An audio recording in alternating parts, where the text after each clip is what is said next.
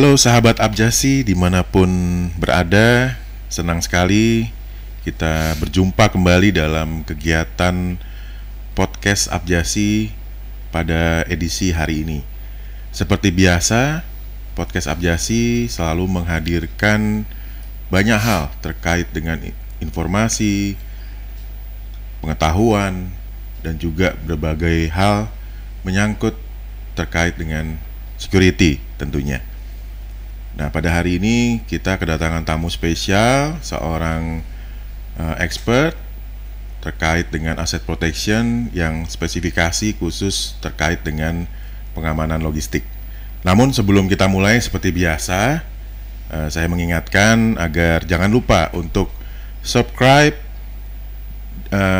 podcast Abjasi di channel Abjasi YouTube, dan jangan lupa juga untuk membunyikan lonceng like-nya. Dan jika diperlukan, silakan untuk berinteraksi melalui kolom komen.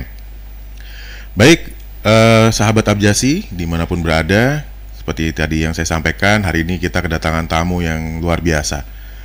Selamat datang Pak Nyoman Sidarta Wijaya. Terima kasih Pak Leo. Salam kenal juga. Wah, untuk Sobat Abjasi juga. Betul. Nih, seperti biasa nih Pak Nyoman, kalau di YouTube channel kita harus berinteraksi dengan menggunakan istilah Om nih. Kita boleh kalau saya panggil Om ya?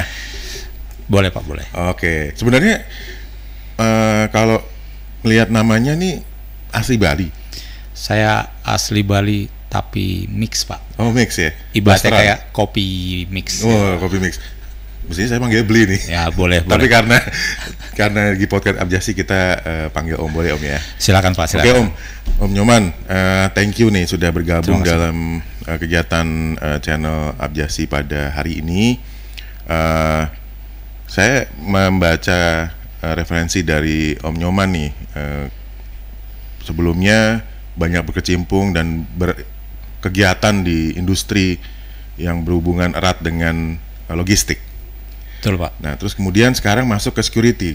Betul. Nah, itu gimana tuh ceritanya tuh? Kalau dilihat dari awal Pak, mungkin cukup mengagetkan. Karena awalnya itu saya jurnalis Pak. Waduh, ini menarik lagi nih. Tiba-tiba jurnalis menjadi security, kemudian bicara security, pindah lagi ke bidang security logistik. Oke. Gitu.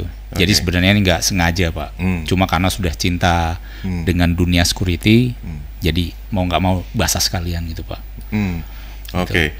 Nah, kalau menurut Om Nyoman sendiri, karena tadi sudah sedikit banyak cerita bahwa sudah malang melintang di dunia logistik gitu ya. Sebenarnya kalau menurut Om Nyoman sendiri, kalau kita berbicara terkait dengan asset protection itu sebenarnya apa sih asset protection itu? Jadi kalau bicara asset protection ini kita bicara dalam skop logistik Pak ya. Nah, ini kita lihat logistik ini secara menyeluruh, mulai dari hulu sampai dengan hilir, dari pabrik, kemudian dari gudang, kemudian dari sisi transportasi sampai ke delivery, artinya ke tujuan, tempat tujuan, dalam hal ini ke customer. Singkatnya seperti itu. Namun di masing-masing segmen ini biasanya ada isu terkait dengan keamanan, baik itu sifatnya internal maupun eksternal.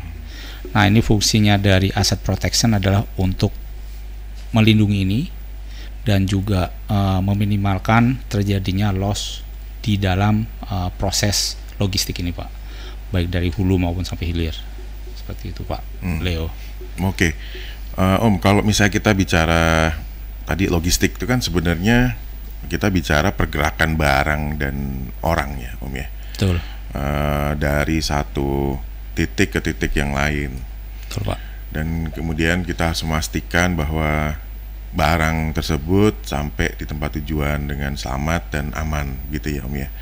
Nah, tapi kan tadi Om sudah sempat sampaikan di setiap titik itu kan pasti ada potensi ancaman tuh Om, gitu ya. Nah, kalau menurut Om bisa lebih jelaskan nggak Om, potensi ancaman apa saja tuh Om dari awal barang itu akan dikirimkan, selama perjalanan sampai itu tujuan tuh? Berdasarkan pengalaman saya Pak ya, di bidang logistik, mulai dari awal pada saat mungkin di pabrik, ini bisa terjadi adanya manipulasi, Manipulasi itu bisa dalam delivery order, di mana barang ini harus dikirimkan ke gudang untuk proses sementara, artinya penimbunan sementara lah, sebelum didistribusikan ke pihak customer ataupun final destination. Nah, dari sini juga ada proses yang bisa menjadi faktor keamanan, di mana proses pengiriman dari pabrik ke gudang ini juga bisa mempengaruhi pengiriman itu sendiri. Bisa juga terjadi istilahnya pembajakan atau cargo theft. Bisa juga terjadi semacam pengiriman fiktif, bisa juga seperti itu. Selain itu juga pada saat di gudang juga bisa terjadi adanya masalah keamanan, di mana bisa terjadi manipulasi scan barcode ataupun juga proses inventory penerima atau proses receiving yang tidak memadai. Adanya proses salah terima barang juga bisa, namun ini juga bisa menimbulkan potensi. Kemudian pada saat proses inbound di gudang dan barang itu masuk ke dalam gudang, berkaitan dengan proses inventory-nya juga ada potensi keamanan, di mana ada suatu indikasi mungkin barang itu mestinya ditaruh di bagian section A, tapi karena proses yang lama atau ada yang suatu kesengajaan, ini bisa merupakan suatu indikasi barang ini kenapa bisa lama. Kemudian apakah barang ini bisa dipindahkan ke section B? Biasanya terjadi dalam gudang seperti itu, dipindahkan secara sengaja. Ini baru dari sisi inbound yang ada di dalam gudang. Kemudian juga dari proses outbound, pada saat barang ini akan dipindahkan dari gudang menuju pengiriman ke customer. Ini kembali lagi juga masih adanya potensi ancaman dari sisi keamanan, di mana barang ini bisa juga istilahnya tujuannya ke A tiba-tiba belok ke kiri atau ke B, seperti itu. Kemudian juga pada saat sampai di tempat tujuan, di final destination ataupun di customer, ini juga bisa terjadi lagi potensi yang mempengaruhi keamanan barang itu tersebut. Bisa juga adanya kerusakan yang terjadi karena kesengajaan, bisa juga terjadi kekurangan barang karena ada kesengajaan juga. Adanya proses pengembalian barang yang tidak dikembalikan, seperti itu. Jadi dari hulu sampai hilir ini prosesnya banyak dan potensi keamanannya juga banyak, dan ini sangat merugikan sekali dalam dunia logistik. Seperti itu, Pak Leo. Nah, Om, tadi Om kan sudah sampaikan nih, ada pada saat barang itu awal sebelum dikirimkan ada kesengajaan nih terkait dengan jumlah barang yang akan dikirim gitu ya Om ya. Kemudian di tengah-tengah tadi dalam proses pengiriman ada potensi terjadinya disruption. Apakah itu karena ada upaya untuk misalnya ya bajing loncat, misalnya ada upaya terkait dengan mungkin pembajakan tadi ya. Nah, kemudian terkait pada saat di lokasi pengiriman bisa saja terjadi mungkin disruption, adanya gangguan mungkin pihak-pihak tertentu yang mengambil gitu ya barang-barang tersebut. Nah, kalau begitu Om, sebenarnya ini kalau misalnya ada kita nih sebagai orang awam nih misalnya gitu ya, mempertanyakan ini sebenarnya siapa yang harus bertanggung jawab ya Om ya? Kan kita ini saya sebagai customer, saya titip barang untuk dikirimkan terus kemudian tiba-tiba hilang gitu, itu gimana ya pembagian responsibilities-nya gimana tuh Om? Jadi begini Pak Leo, dalam hal ini ada 3 pihak kalau saya lihat. Pertama dari sisi produsen, kedua dari sisi konsumen, dalam hal ini penerima barang yang terakhir, dan pihak yang paling sangat rawan adalah third party logistiknya. Jadi dalam hal ini yang perlu dipastikan adalah bagaimana kerjasama antara ketiga pihak ini berlangsung dengan aman. Biasanya yang langsung direct adalah dari pihak produsen dengan third party logistik. Nah, ini biasanya dalam segi kerjasama kontrak biasanya itu diatur hal-hal yang sifatnya spesifik terkait dengan keamanan. Ada misalkan terjadi suatu kehilangan barang, ini tanggung jawab siapa? Ini berhubungan dengan coverage asuransi. Kemudian dari sisi retail, dalam hal ini customer, biasanya langsung berhubungan dengan produsen. Jadi yang paling banyak berhubungan langsung dengan produsen ini biasanya dari sisi third party logistiknya. Nah, dalam hal ini biasanya yang perlu diperhatikan adalah dari sisi pengelolaan third party logistik tersebut secara internal, termasuk proses inventory dan juga proses delivery, dalam hal ini transportasi. Di mana dua hal ini yang biasanya terjadi kebocoran ataupun yang menjadi isu-isu keamanan, baik itu di dalam gudang mereka sendiri ataupun dalam proses pengirimannya. Jadi kalau misalkan dikatakan terjadi suatu pembajakan, itu belum dapat dipastikan bahwa itu pembajakan. Bisa juga itu adalah suatu hal yang direncanakan. Namun dalam prosesnya ini yang harus perlu dibuktikan. Nah, ini seringkali waktu saya masih di logistik dan sampai ini sekarang juga masih menangani logistik juga, ini saya sering melakukan investigasi. Ternyata 99% itu bukan kasus penjebajakan, namun lebih sifatnya internal theft, di mana melibatkan si pembawa barang dengan karyawan dari gudang tersebut.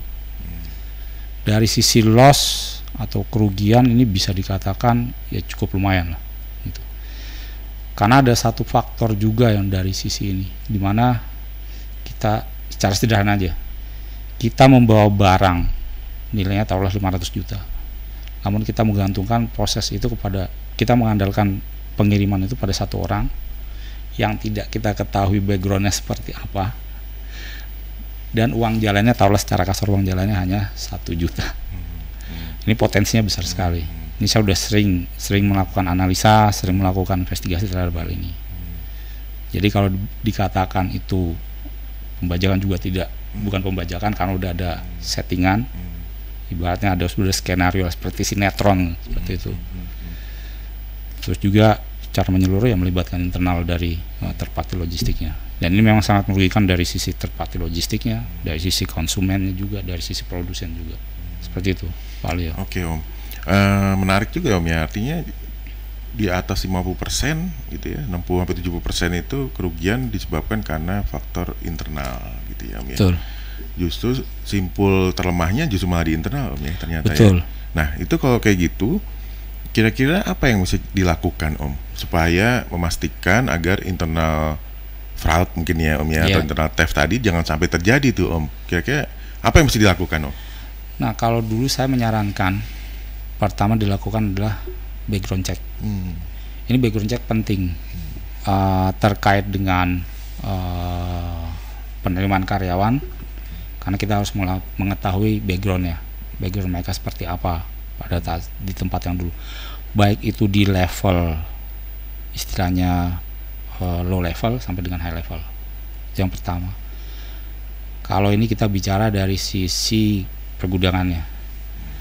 Terus dari sisi transportasi itu saya pernah menyarankan melakukan vendor vetting. Dalam hal ini adalah pemilihan vendor yang benar-benar sesuai dengan kebutuhan dan kontrak antara third party logistik dengan produsen. Jadi ada standarnya. Nah, ini tujuannya adalah untuk menghindarkan jika vendor tersebut melakukan subkon. Jadi kalau bisa di dunia logistik ini banyak subkon. Jadi main vendor karena dia tidak punya transportasi, dia akan melakukan subkon. Nah, ini jadi resiko yang terbesar. Kalau bisa ini diminimalkan. Kemudian ya kita menyarankan juga pemakaian teknologi. Sekarang kan sudah banyak teknologi, ada GPS, ada juga mungkin juga inventory system yang ada di dalam gudang seperti itu. Jadi tergantung dari pihak internal maunya seperti apa gitu. Itu yang seperti yang saya sarankan ke mereka. Namun kembali lagi, bukan hanya itu aja, terkait dengan SOP juga, terkait dengan standarisasi dari internal mereka juga harus jelas juga. Nah, ini yang selalu saya sampaikan ke mereka. Nah, Om, gini, Om, banyak deh pertanyaan sahabat-sahabat Abjasi bertanyakan begini, Om. Kalau misalnya perusahaan melakukan assessment, ya kan, vendor ya di assessment, dipastikan mereka tidak melakukan subkon lagi. Ya itu kan butuh waktu Om. Betul. Ya kan, ditambah lagi biayanya juga pasti akan lebih besar gitu. Betul, ya. Pak. Nah, sementara nggak semua perusahaan yang istilahnya ya punya cukup biaya gitu ya Om ya untuk melakukan itu. Sementara di lain sisi mereka juga diburu-buru oleh kebutuhan konsumen yang harus segera dipenuhi. Ya. Nah ini kan harus bekejar-kejaran ya Om ya terkait dengan masalah penanganan logistik, tapi juga di lain sisi juga ada aspek cost yang harus diperhitungkan dari sisi benefit kepada perusahaan gitu ya Om ya. Betul. Nah itu gimana tuh Om mensiasatinya Om? Nah, biasanya kita mensiasatinya seperti ini Pak. Kita gunakan strategi di mana sesuai dengan standar, terus juga dalam proses inventory-nya dan juga dalam proses transportasinya ini harus dimonitor secara menyeluruh. Artinya proses bongkar, proses muat itu harus dipastikan bahwa sesuai dengan manifestnya. Nah, di sini fungsinya dari Asset Protection atau Departemen Pengamanan memastikan proses ini dengan baik. Biasanya kita melakukan survei di lapangan, kita melakukan pemeriksaan terhadap kondisi barang, kita melakukan pemeriksaan terhadap kondisi dari transporter juga. Ini mungkin hal kecil tapi efeknya luar biasa, karena dari proses itu kita bisa memastikan bahwa delivery ini sampai kepada tujuan. Jangan sampai ada jangan sampai tujuannya berubah. Dari sisi dokumen juga kita periksa. Ini fungsi dari Asset Protection memastikan bahwa dokumen itu lengkap. Kemudian dari sisi transporter kita juga memastikan biasanya dari sisi supir ataupun driver. Biasanya kita melakukan briefing bahwa tujuannya ke sini, terus juga kita membekali mereka dengan taruhlah emergency, kalau misalnya ada sesuatu mereka bisa menghubungi ini. Di satu sisi juga dari sisi internal third party logistik biasa melakukan monitoring berdasarkan pemantauan GPS ataupun devices yang lain ya, untuk lokasi pengiriman dari poin A ke poin B. Mereka biasanya sudah memperhitungkan berapa jam atau berapa lama waktu tempuh yang akan sampai di lokasi tujuan. Kemudian juga berapa lama bongkar muatnya di lokasi akhir. Nah, di sini tujuannya adalah untuk memastikan pada saat proses bongkar muat, selesai bongkar muat biasanya mereka harus balik lagi ke gudang untuk mungkin bisa melakukan proses untuk delivery berikutnya ataupun apa. Ini biasanya strategi yang dilakukan oleh third party logistik. Namun dalam hal ini prosesnya itu juga harus berdasarkan step by step yang sudah tertata dengan baik. Gitu. Jadi kita tidak melebihi prosesnya, melewati waktu, namun di sisi lain proses tersebut kita bisa monitor. Seperti itu, Pak Leo. Om tadi Om sempat menyinggung sedikit nih terkait dengan peran dari adanya teknologi dalam pengamanan logistik. Sejauh ini kalau Om Nyoman sendiri lihat perkembangan teknologi di Indonesia atau mungkin juga di dunia untuk pengamanan logistik itu seberapa signifikan sih perkembangannya gitu. Kemudian mungkin ada contoh-contoh gitu ya dari Om yang sejauh yang Om ketahui, teknologi terkait dengan pengamanan logistik itu seperti apa sih saat ini? Sebenarnya teknologi logistik di semua negara ini sama Pak. Kita bisa implementasikan ke Indonesia juga bisa. Seperti pengalaman saya sebelumnya di tempat yang lama, itu ada teknologi untuk pemantauan monitoring vehicle movement lah, atau pergerakan kendaraan. Nah, itu kita bisa tahu dari poin A ke poin B ini dia berapa lama untuk proses jarak tempuhnya segala macam, terus juga proses bongkar muatnya segala macam. Terus juga ada teknologi dashboard kamera, tujuannya juga memastikan bahwa supir ini tidak atau driver ini tidak melakukan hal yang aneh-aneh lah dalam proses delivery. Kemudian juga ada proses atau equipment yang bisa memantau pergerakan dari kontainer kalau kita bicara terkait dengan freight forwarding Pak ya. Jadi ada segel yang sudah dilengkapi oleh RFID, jadi dia bisa tahu posisi barangnya ada di mana, kita bisa monitor. Terus juga ada teknologi yang bisa melakukan face recognition. Biasanya ini diterapkan di dalam visitor management system dari perusahaan itu, baik ini yang ada di third party logistiknya maupun juga di pihak retailnya. Nah, ini biasanya diterapkan karena untuk memastikan bahwa driver yang membawa barang ini sesuai, pada saat juga pulang juga sesuai, kendaraan juga sesuai. Dan itu juga ada namanya identifikasi untuk nomor kendaraan. Ini juga biasanya sudah diterapkan oleh berbagai macam third party logistik. Dan kebetulan juga mereka biasanya bekerja sama dengan pihak Polda ataupun juga kepolisian yang lain. Jadi mereka bisa melakukan monitoring terhadap kendaraan yang membawa barang tersebut. Dan di sini juga mungkin diperlukan juga network dengan aparat keamanan itu, Pak. Jadi sebenarnya teknologi ini sudah sama dan juga sudah bisa diterapkan di Indonesia. Tinggal bagaimana kita memaintain dari teknologi tersebut gitu, Pak.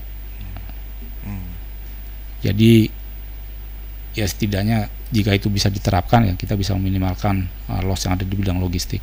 Karena terus terang aja untuk dulu di tempat saya pernah tanganin kasus tuh dalam setahun tuh lossnya sekitar 4M, dan itu lumayan. Ya ini karena kejadian cargo theft, walaupun bukan cargo theft tapi ya lebih tepatnya internal theft, seperti itu Pak Leo. Ya luar biasa, itu 4 miliar baru dari satu perusahaan ya, Om? Satu perusahaan itu, kalau Pak. Kalau digabung luar biasa tuh. Kalau nggak salah pernah ada data juga tahun 2019 kalau tidak salah dirilis oleh organisasi transportasi gitu ya, bahwa kerugian terkait dengan pencurian dan juga gangguan keamanan di sektor logistik itu nilainya itu 1 tahun itu sekitar hampir 1,2 triliun. Betul, Pak. Gitu ya.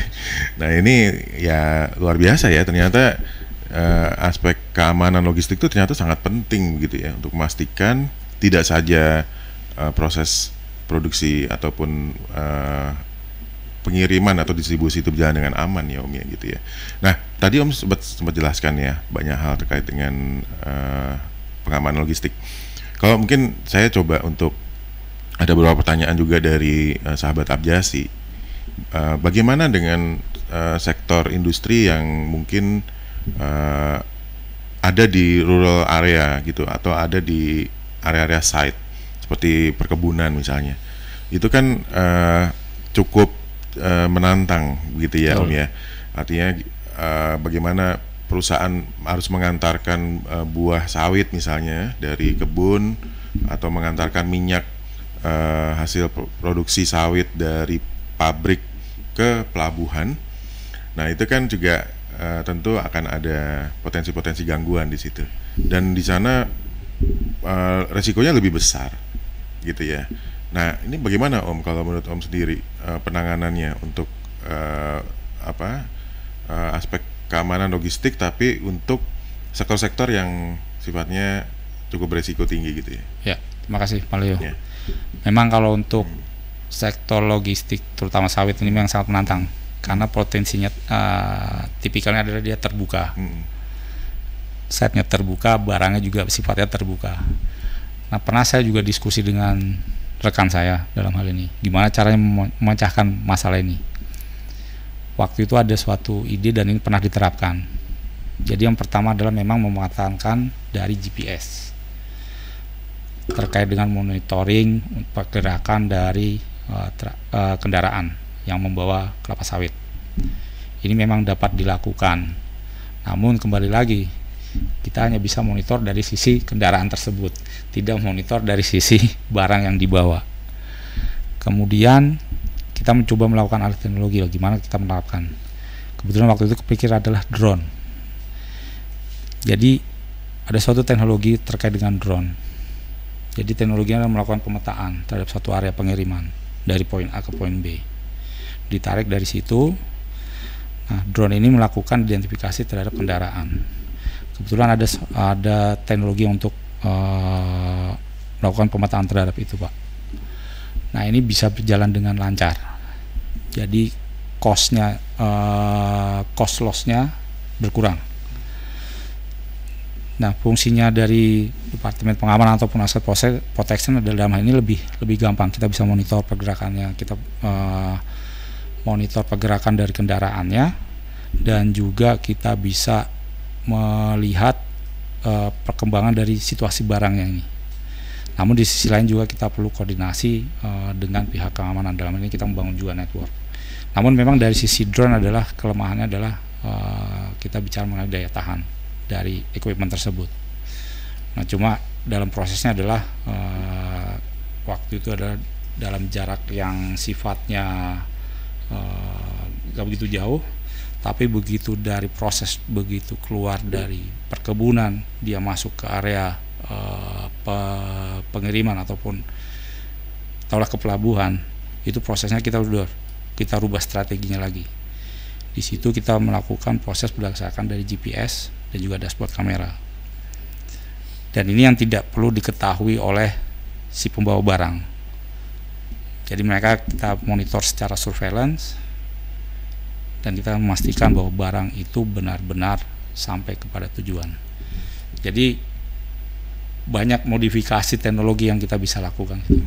Karena kan sekarang modelnya sudah kita tidak bisa mengandalkan lagi kepada manusia, kita perlu kombinasi antara manusia dengan teknologi.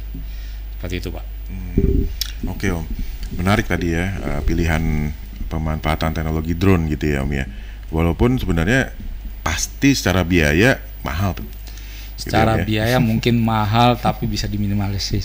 Gitu ya, Om. Dari sisi kehilangannya. Ya. Itu kita bicara situ, Pak. Gitu ya, Om ya. Oke. Menarik ya tadi ada pemanfaatan teknologi. Nah, upaya untuk pengamanan logistik ini sebenarnya kan tidak hanya kita memanfaatkan teknologi saja, Om ya. Setahu saya upaya yang bisa kita lakukan adalah dengan pendekatan community base. Betul, Pak. Ya, Om ya. Terutama ya tadi itu di daerah-daerah yang terpencil, berada di area-area yang terbuka tadi dan cukup beresiko gitu ya, Om ya. Nah, sementara di lain sisi perusahaan juga kan bersinggungan dengan masyarakat gitu ya. Nah, kalau menurut Om sendiri apa strategi yang perlu dilakukan oleh perusahaan dalam memanfaatkan pengamanan berbasis community tadi, Pak? Om. Ini sebenarnya konsep yang pernah saya juga sampaikan, Pak ya. Jadi terkait dengan proses delivery. Saya pernah melakukan survei dari wilayah Jakarta sampai dengan ke Surabaya. Hanya untuk mengetahui titik-titik di mana titik-titik itu yang rawan. Jadi dalam hal ini kemudian saya melakukan pemetaan. Ternyata tahulah di wilayah, misalkan wilayah A ini rawan, wilayah B ini rawan. Dan saya ingin tahu kerawanan itu dalam hal apa? Apakah memang dari sisi faktor sosial politik yang ada di wilayah tersebut ataupun apa? Nah, kemudian dari hasil survei itu dipetakan, kita sampaikan ke pihak manajemen. Dari pihak manajemen saya hanya bilang, ini yang akan menjadi cost untuk proses delivery. Artinya biaya loss akan banyak di sini. Nah, selanjutnya saya menyarankan kita harus membuat suatu network dengan aparat keamanan hanya untuk menjamin bahwa proses delivery ini aman. Kemudian juga di sisi lain saya juga harus melakukan pendekatan dengan masyarakat. Kenapa hal ini bisa terjadi? Kenapa daerah sini rawan gitu? Ya, kita melakukan surveillance, kita melakukan investigasi, kita melakukan wawancara. Ya, tujuannya ingin mengetahui mengapa banyak kejadian kehilangan ataupun banyak kejadian pencurian ataupun banyak tindakan kriminal terhadap proses delivery di daerah sini. Ya, kita kaji, kemudian kita juga melakukan pendekatan terhadap tokoh setempat, termasuk juga kepada pihak otoritas setempat, ya supaya proses delivery ini lancar. Ya, untung-untungnya semasa dalam periode biasanya ada proses delivery ini ada dua periode Idul Fitri sama Natal nih biasanya, yang dimana peak season. Berjalannya waktu angka kehilangan ataupun angka pencurian bisa menurun. Karena hal yang simpel aja, kita membangun hubungan dengan masyarakat, kita membangun network dengan aparat keamanan. Tujuannya ya kita sama, supaya proses delivery ini tepat waktu, tidak ada biaya tambahan, dan juga tidak ada kehilangan. Itu aja Pak. Ya, artinya ya kita pendekatan ke masyarakat, ya based on community, kita membangun hubungan dengan mereka gitu. Karena tujuannya juga kan delivery ini adalah ke mereka juga gitu, bukan ke satu sisi saja. Gitu Pak. Om, kalau tadi kan kita tuh banyak ngobrol nih terkait dengan pengamanan logistik itu kan di darat ya Om. Sementara kan kalau namanya distribusi itu kan nggak hanya di darat kan Om. Betul. Ada lewat udara, lewat laut gitu ya Om ya. Nah kalau menurut Om sendiri, kira-kira nih kalau pengamanan logistik di laut dan di udara itu apa Om spesifikasinya, apa potensi ancamannya seperti apa, resikonya seperti apa Om? Kalau di laut mungkin potensinya adalah sifatnya hijack di perairan Pak ya. Mungkin itu diperlukan juga terkait dengan maritime security. Jadi ada kerjasama di situ. Biasanya udah ada kerjasama antar negara terkait dengan pengiriman. Apalagi kalau kondisinya terjadi di laut, wilayah laut bebas. Namun juga ada potensi pada saat pencurian itu terjadi di pelabuhan. Jadi saya dulu pernah ada kasus Pak, pengiriman satu kontainer gula dari Jawa ke Manado. Tahulah dalam karung itu 350 karung Pak. Sampai di Manado hanya ada 200 karung. Ternyata kejadiannya simpel Pak. Di mana-mana penjahat itu lebih maju 3 langkah daripada kita. Waktu itu bukan saya mengkritisikan supir ya, tapi supir ini pintar Pak. Gimana? Jadi ada segel, biasanya segel botol kan kalau di kontainer. Segel botolnya diakalin secara sederhana aja Pak. Dia bawa isolasi pipa, dan segel botolnya ini dikasih isolasi pipa, dimasukkan. Jadi seolah-olah ini tersegel dengan rapi. Pemeriksaan di pelabuhan, fine, oke, lolos.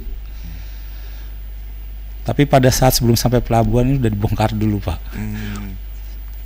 Ya kira-kira 100 karung udah turunin. Awalnya kita juga bingung, ini kenapa pada saat proses di tempat akhir kok mau bisa kurang. Tidak ada kerusakan dalam kontainer. Tidak ada kerusakan dalam kontainer, kita laporkan. Cuma ya namanya juga investigator Pak ya. Hal yang menggelitik buat kita gitu. Ini kayaknya ada sesuatu yang aneh gitu. Kita tanya supir bilang, oh kita nggak mampir. Kita cek, kita cek perjalanannya, memang nggak mampir. Tapi hanya berhenti sebentar, sekitar 20 menit. Cukup lama itu. Cukup lama. Dia bilang nggak mampir, tapi berhenti sebentar, 20 menit. Karena kita cek dari pemantauan GPS. Oke. Nah itu, ternyata hal yang seperti itu Pak. Ini kalau berhubungan dengan pengiriman di lewat laut, tapi yang di internal di Indonesia aja, wilayah Indonesia, seperti itu. Ya akhirnya perusahaan menerapkan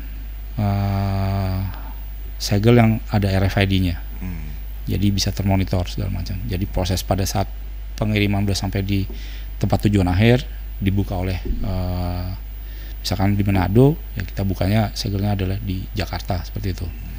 Nah kalau untuk pengiriman udara, kalau saya punya pengalaman waktu itu di Express Courier, tapi untuk pengiriman dokumen dari Jakarta ke luar negeri. Nah dari pihak customer ini, dia minta ada suatu RFID, jadi bisa memonitor pergerakan barang, seperti itu Pak. Cuma dulu saya pernah juga di Express Courier itu ada pengiriman istilahnya high value item, itu kita pakai kargo barang dari dari Bandara Soekarno Hatta, pengiriman dari Indonesia tujuannya ke Amerika. Itu produknya ya barang berharga lah. Itu dalam bentuk satu palet. Dan total itu sekitar waktu itu ada pengiriman 30 palet. Proses di Indonesia itu prosesnya sudah fine. Barang kita timbang, dari produsen kita timbang, kita monitor juga di produsen proses pengepakannya seperti apa, kita timbang, kita segel, kita wrapping pakai plastik, terus begitu sampai di bandara ditimbang kembali, kita cek rekaman CCTV-nya pada saat proses delivery, proses ground handling dari gudang yang ada di bandara menuju pesawat.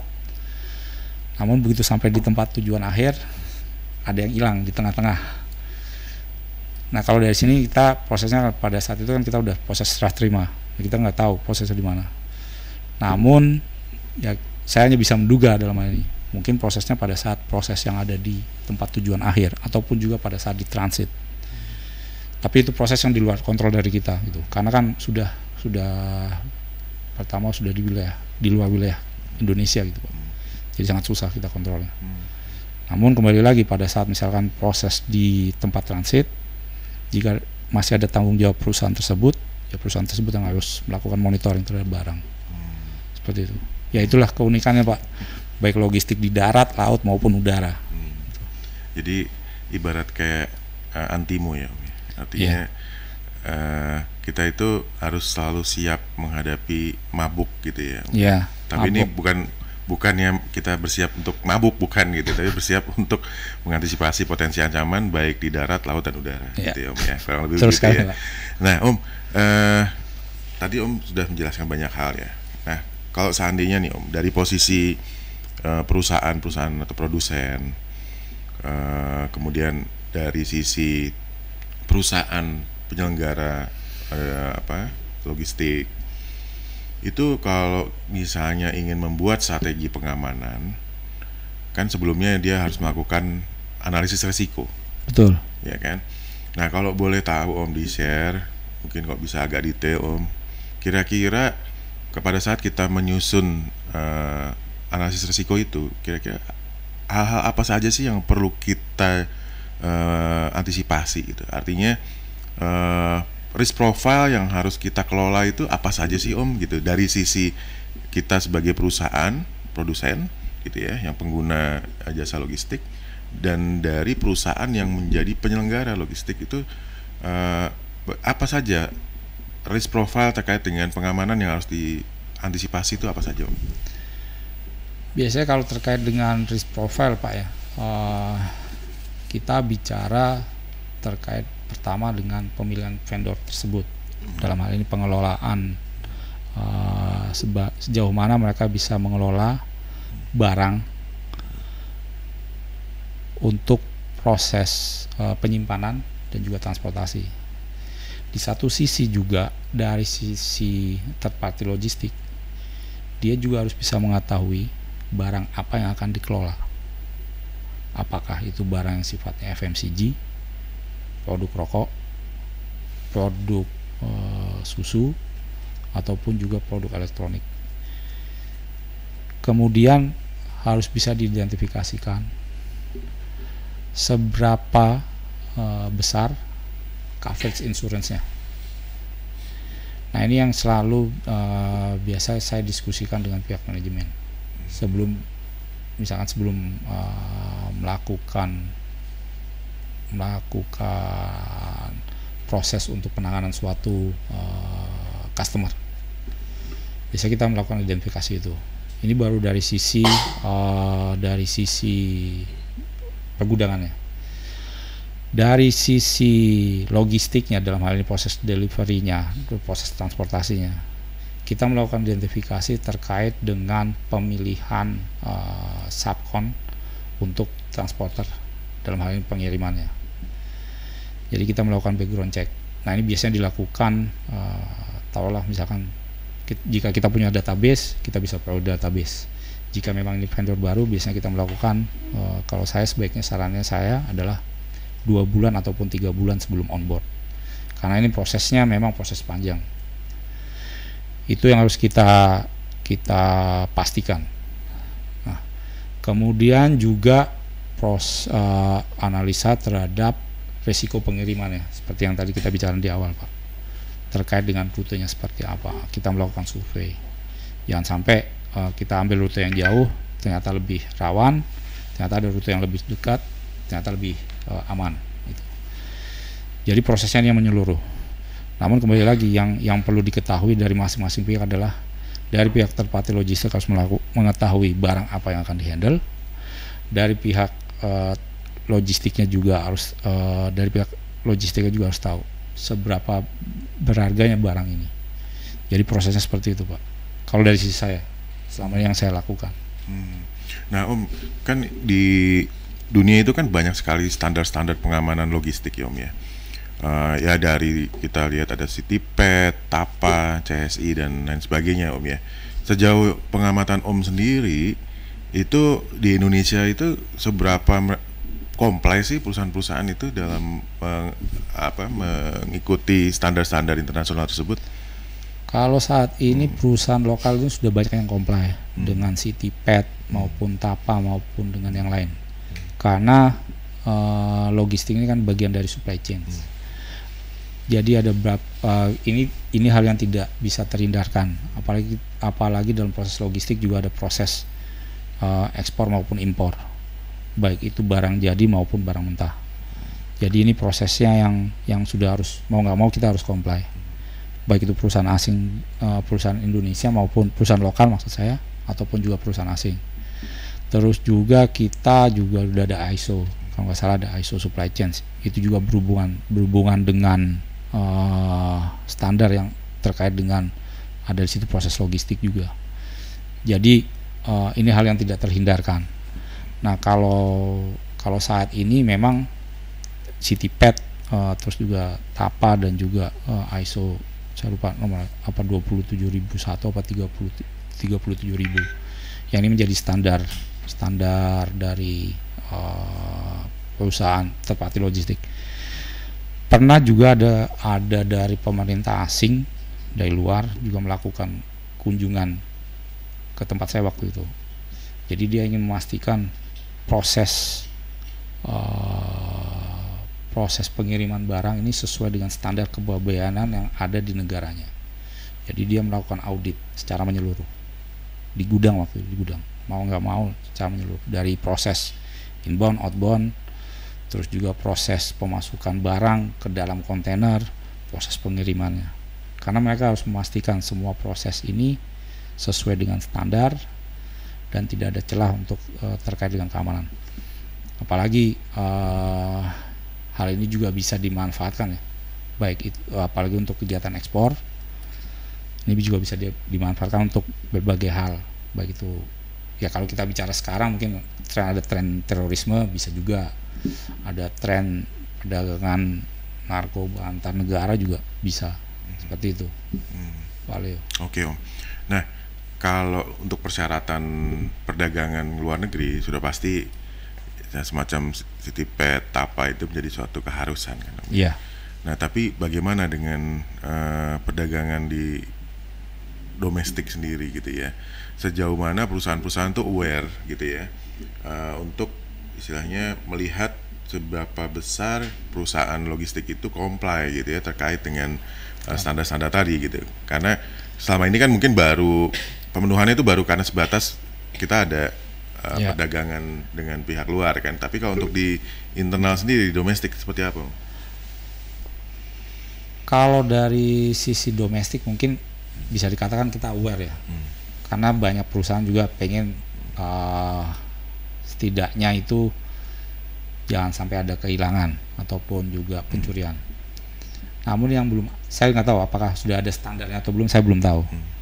Cuma memang mungkin kedepannya dibuatkan suatu standar ya, setidaknya yang bisa memberikan napas lah, ataupun juga memberikan napas buat untuk perusahaan third party logistik, bahwa dengan konsep pengamanan seperti ini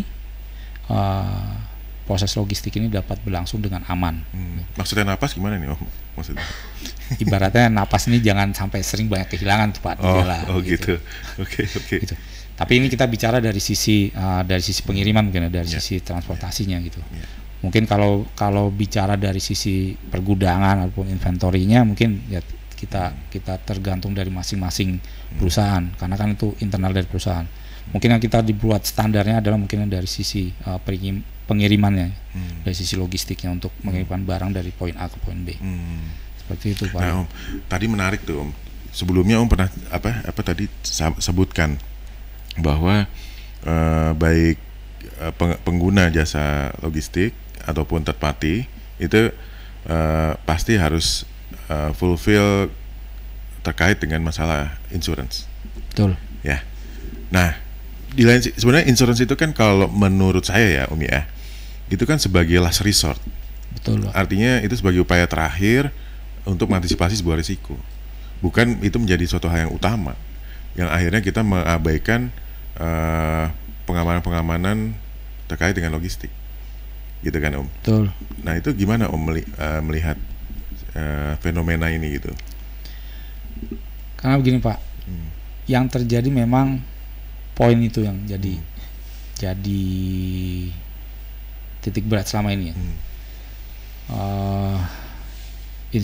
Asuransi adalah sebagai upaya terakhir, tapi juga jadi sebagai upaya pertama untuk menyelesaikan suatu kehilangan.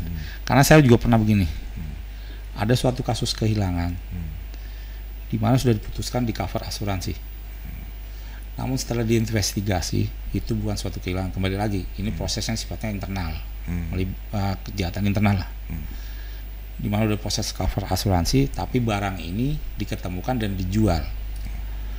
Artinya si pelaku mendapat keuntungan dan si pembawa barang mendapat keuntungan juga.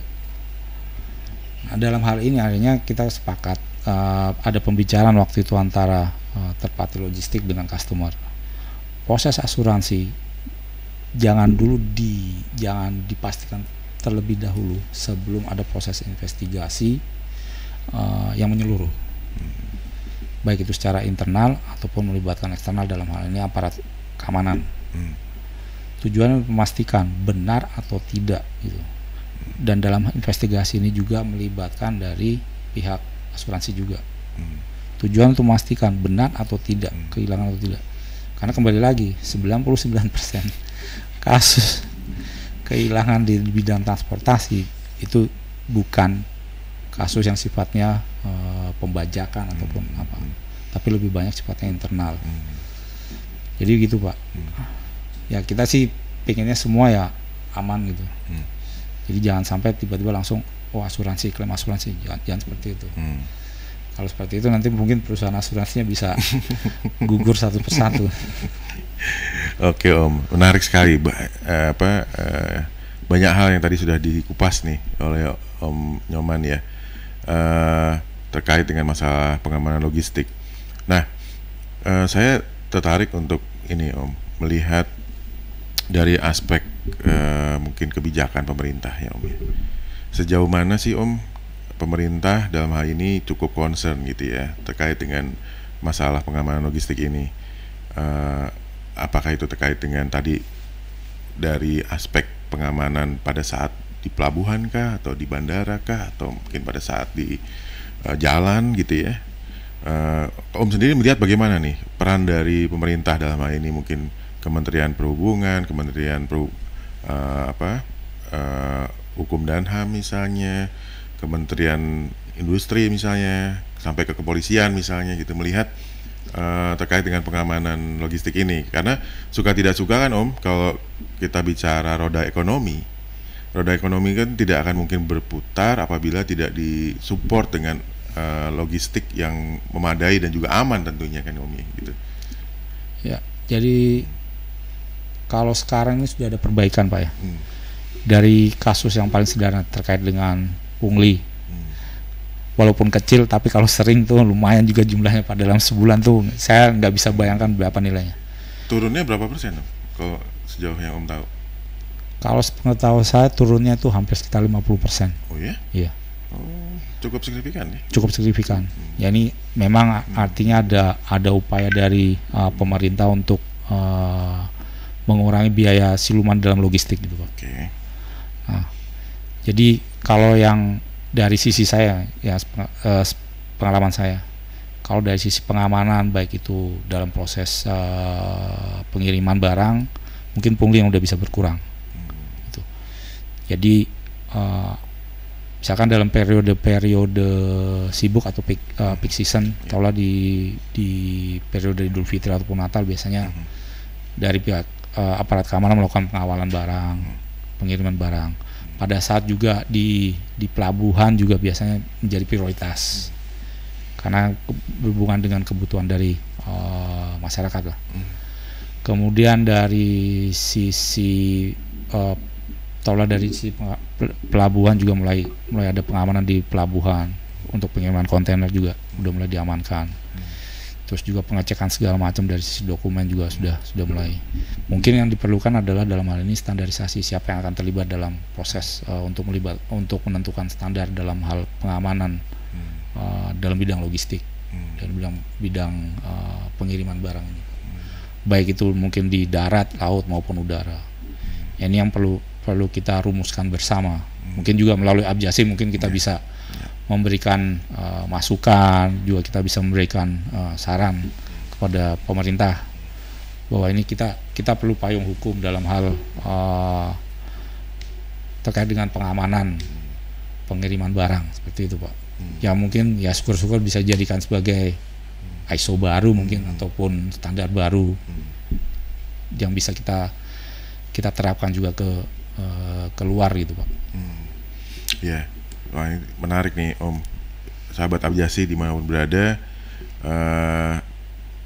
mari kita sama-sama berdiskusi nih ya. Tadi Om Nyoman sudah sampaikan bahwa perlu adanya suatu diskusi bersama gitu ya. Betul. Antara pemerintah, dunia usaha, pelaku jasa logistik untuk memikirkan ini gimana nih caranya untuk bisa sama-sama kita duduk bareng untuk mengamankan logistik begitu ya. Betul. Karena suka tidak suka yang tadi saya sampaikan Om, roda ekonomi itu tidak akan mungkin berputar dengan lancar, dengan baik apabila tidak didukung dengan pengamanan logistik yang memadai dan juga aman tentunya gitu ya Om ya. Oke Om, tanpa terasa ini sudah sejam nih Om gitu ya, kita ngobrol-ngobrol luar biasa nih. Saya juga terasa Pak. Saya yakin sahabat Abjasi pasti mungkin masih ingin ngobrol dengan Om Nyoman gitu ya. Tapi karena waktu yang terbatas, silahkan kepada sahabat Abjasi mungkin yang ingin menyampaikan pertanyaan bisa sampaikan melalui komen di channel Abjasi. Nanti kami akan bantu untuk menyampaikan ke Om Nyoman untuk dijawab ya Om ya. Ya. Oke Om, mungkin yang terakhir nih Om, dari Om sendiri mungkin ada close comment nih, terkait dengan masalah pengamanan logistik. Kira-kira apa close comment-nya Om nih? Close comment-nya yang agak susah. Nah, ngeri-ngeri sedap. Oke. Ya sebenarnya terkait dengan bidang logistik ini sebenarnya ya usaha kita bersama lah, supaya jangan terjadi banyak kebocoran di dalam proses pengiriman ataupun dalam proses di gudang, baik dari sisi konsumen maupun dari sisi produsen maupun juga dari sisi pihak logistiknya, pengelola pengiriman barang atau pengelola pergudangan. Ya mungkin kalau saya boleh bersaran mungkin ya kita duduk bareng. Kalau perlu merumuskan apa yang memang jadi suatu standar dalam hal pengelolaan keamanan di bidang logistik. Ya syukur-syukur ini bisa dipakai untuk di semua sektor, baik itu sektor mungkin sektor perkebunan, mungkin juga sektor manufacturing ataupun sektor yang lain terkait dengan pengamanan dalam pengiriman barang. Itu aja sih Pak dari saya Pak. Luar biasa. Nggak salah ya sahabat Abjasi, kita mengundang Om Nyoman nih gitu. Expert terkait dengan asset protection, spesifikasi khusus untuk pengamanan logistik. Sekali lagi matur sukma Om. Terima kasih. Terima kasih Om atas kehadirannya di channel Abjasi. Jangan kapok ya Om ya, besok-besok kalau diundang lagi. Saya nggak kapok, pasti hadir. Terima kasih banyak. Baik sahabat Abjasi dimanapun berada, selesai sudah kegiatan channel Abjasi pada hari ini. Tunggu kegiatan kita berikutnya di dalam event-event channel Abjasi berikutnya, yang kita akan selalu menghadirkan narasumber yang tentunya bisa memberikan wawasan terkait dengan aspek keamanan kepada sahabat Abjasi dimanapun berada. Dan jangan lupa untuk selalu memberikan komen dan juga membunyikan lonceng like-nya, dan jangan lupa untuk subscribe channel YouTube Abjasi. Terima kasih, sampai jumpa di lain kesempatan. Thank you.